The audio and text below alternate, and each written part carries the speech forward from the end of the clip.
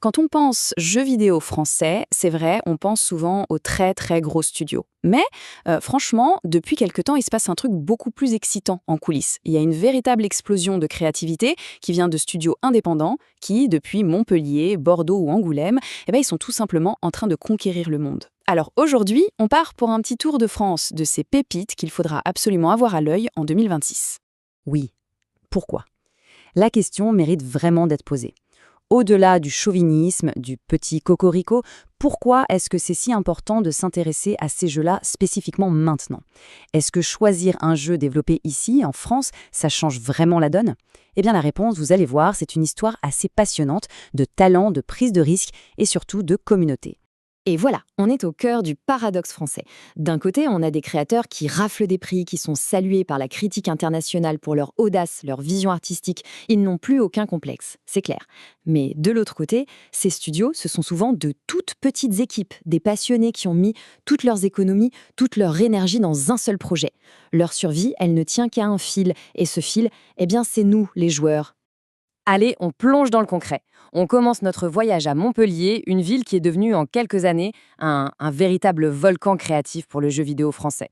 Et on va parler du jeu qui a prouvé qu'un studio d'ici pouvait carrément regarder les plus grands droits dans les yeux. 5 millions. Non mais vous vous rendez compte? Ce n'est pas un score, c'est un tremblement de terre. C'est le nombre de ventes pour Clair Obscur Expédition 33, un RPG au tour par tour développé par une trentaine de personnes chez Sandfall Interactive. 30 personnes. Pour une équipe de cette taille, c'est un chiffre qui relève du rêve éveillé. C'est juste hallucinant.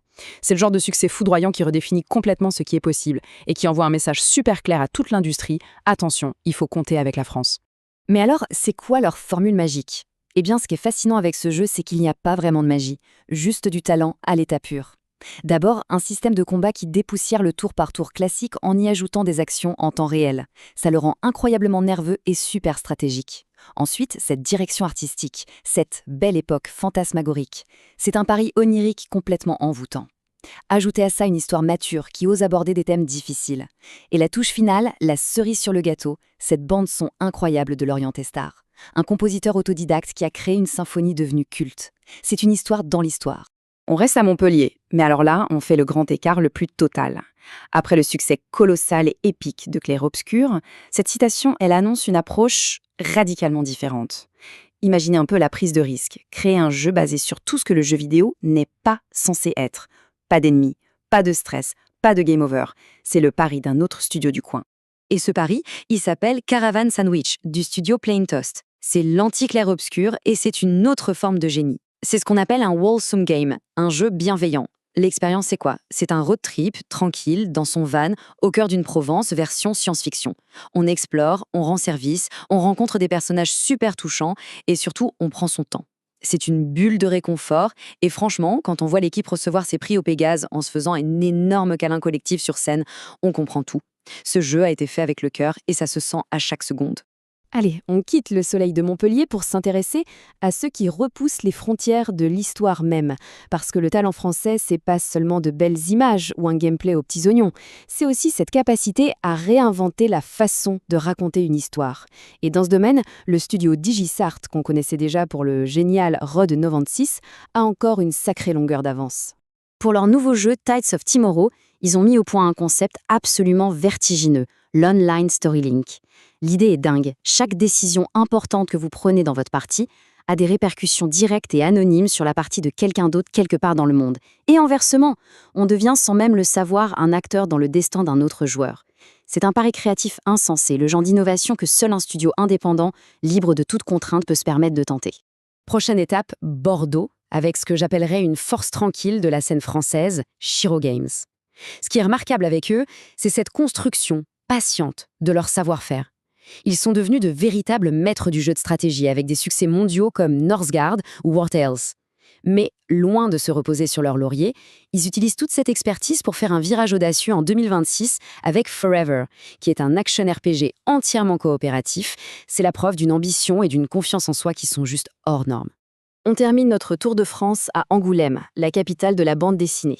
Et ce n'est pas un hasard si c'est là qu'on trouve un studio qui traite le pixel art non pas comme un style un peu rétro, mais comme un véritable artisanat d'art, avec une finesse et une exigence qu'on voit très très rarement. Cette phrase, c'est l'ADN même d'Hibernian Workshop. Leur obsession, c'est de tout, absolument tout, animer à la main, image par image. Ça demande un travail de titan, mais le résultat, il est juste là. On a une fluidité, une expressivité dans les mouvements qu'on ne voit nulle part ailleurs. Après le succès de leur roguelite Astral Ascent, leur prochain jeu, l'action RPG Fallen Fates, s'annonce comme leur chef-d'œuvre. C'est un studio à suivre de très très près. Bon, après avoir vu tout ce talent, cette diversité, cette prise de risque, on en revient à notre question de départ. Comment est-ce qu'on peut, à notre échelle, participer à cette aventure? Comment on peut faire en sorte que ces studios puissent continuer à nous faire rêver? Eh bien, il existe des gestes très concrets qui, croyez-moi, ont un impact colossal. Ce tableau, il résume parfaitement la situation. Quand on achète un jeu indépendant, non seulement c'est souvent moins cher, mais surtout, et c'est ça le plus important, l'argent va de manière beaucoup plus directe à l'équipe qui l'a créé.